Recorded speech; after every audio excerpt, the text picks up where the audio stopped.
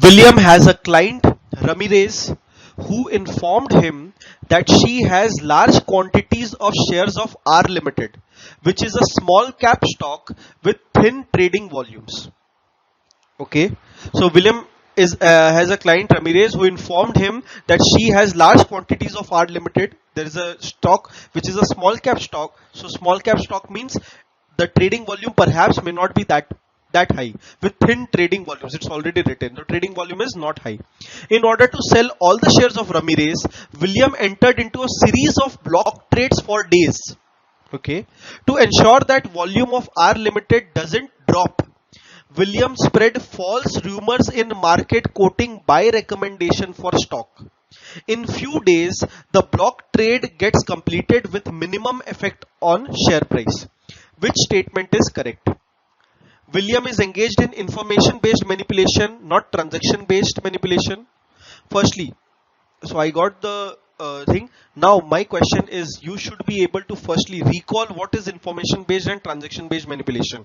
Standard 2b, if you have watched the content video thoroughly, then information based manipulation means spreading false rumors in the market and enticing people to trade. This is information based manipulation. Transaction based manipulation means placing large trades in the market with the intention to distort market prices. This is market transaction based manipulation. William has entered into Ramirez has lot of shares. However, William has not directly quoted all the shares in the market or directly put all the markets for all the shares for selling. However, he has entered into a series of block trade, which is something which is the most logical step that can be done in case of the block of shares that is to be traded is very high.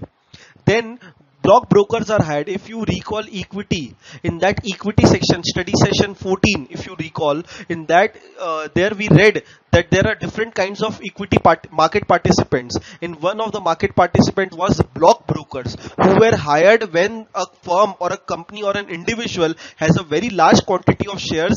Then block brokers come into picture and they sell shares. Their only purpose is to sell the large quantity of shares in such a manner that market prices are not distorted.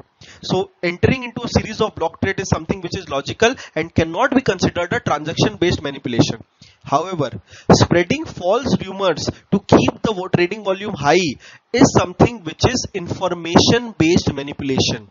So I think William has entered into an information based manipulation but not a transaction based manipulation. Yes, that is the answer. Information based but not transaction based. William is not under transaction based manipulation as he is not placing all his clients holdings but is following logical steps like block trade to execute large amount of trades. However, William has committed information based manipulation by spreading false rumors. Okay, so I hope you are getting